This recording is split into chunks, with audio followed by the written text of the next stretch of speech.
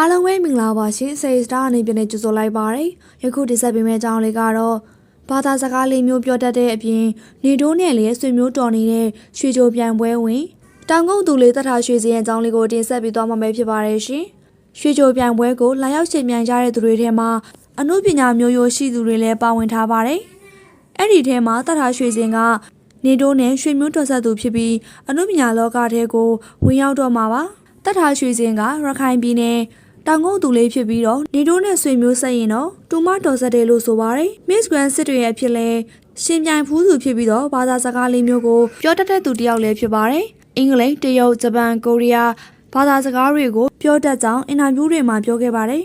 အခြားဘာသာတွေကိုလည်းလေ့လာထားပြီးအသက်ငယ်ငယ်နဲ့ဘာသာစကားများစွာတတ်နေကြောင်းသူ့ကိုအထင်ကြီးခဲ့ပါတယ်ဘာသာစကားလေးမျိုးလုံးနဲ့လည်းနှုတ်ဆက်ပြခဲ့ပေမဲ့တကယ်ပြိုင်ပွဲမှာတော့စိတ်လှုပ်ရှားသွားခဲ့တာကြောင့်အလဲလဲအမောင်းမဖြစ်သွားခဲ့ပါတယ်။စင်မော်ရောက်မှာစိတ်လှုပ်ရှားသွားလို့ဝေဖန်မှုတွေကိုတော့ရောက်သွားပါတယ်။ Miss Grand စစ်တွေရဲ့ဖြေရှင်ပြိုင်ခဲ့တဲ့သက်ထားရွှေစင်ကအခုတော့ရွှေကြိုပြိုင်ပွဲကိုဝင်ပြိုင်နေတာလည်းဖြစ်ပါတယ်ရှင်။မိသားစုတွေကပညာရေးကိုအားပေးနေပေမဲ့လည်းသူကတော့အမှုပညာလုပ်ကိုပဲလှုပ်ချင်တာကြောင့်ရွှေကြိုကိုလာရောက်ပြိုင်တာပါ။နေတိုးနဲ့ဆွေမျိုးတော်ဆက်ရင်တော်ပေမဲ့ကိုပိုင်ရေးချင်းနဲ့ပဲရှင်ပြိုင်နေတာဖြစ်ပြီးပရမအဆင့်ကိုတော့အောင်မြင်သွားပါပြီတထာရွှေစင်ကအလှမယ်ပြိုင်ပွဲကိုပဲဝင်ပြိုင်ဖို့အားပေးနေကြတဲ့သူတွေကိုလည်းရှိပါသေးတယ်ဘာသာစကားတွေကိုများစွာပြောတတ်သူဖြစ်ပြီးတော့အင်္ဂလိပ်စကားကိုဒီထက်ပိုပြီးကျွမ်းကျင်အောင်လေ့လာပြီးတော့ခမ်းမပြန်လာဖို့တောင်အားပေးနေကြတာလည်းဖြစ်ပါတယ်သူကတော့အမှုပညာအလုပ်ပဲလုပ်ချင်တော့လို့ရွှေကြိုအဖြစ်လာရောက်ရှင်ပြိုင်ခဲ့တာလည်းဖြစ်ပါတယ်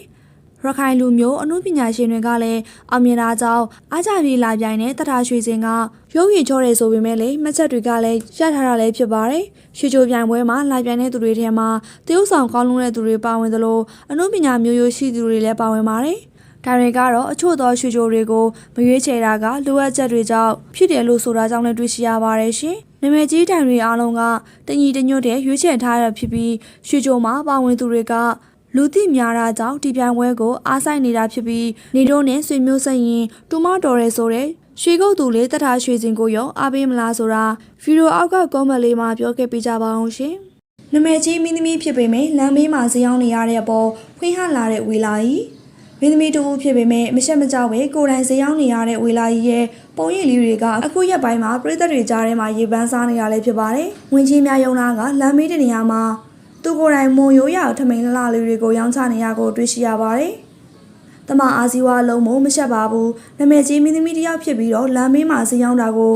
ရှက်တလားလို့မေးစရာရှိနိုင်ပေမဲ့ဝေလာကြီးကတော့အခုလိုပြက်ပြက်တသားဖြေချခဲ့တာလည်းတွေ့ရှိရပါတယ်။တမအာဇီဝစားတဲ့အလုပ်ဖြစ်လို့ဈေးရောင်းရတာလုံးဝမရှက်ပါဘူး။သူမရောင်းချတဲ့မွန်ထမိန်လေးတွေဟာအရေးသွေးကောင်းပြီးဈေးနှုန်းကလည်းအသင့်တင့်ရှိတာမို့လူကြိုက်များလာနေတာလည်းဖြစ်ပါတယ်။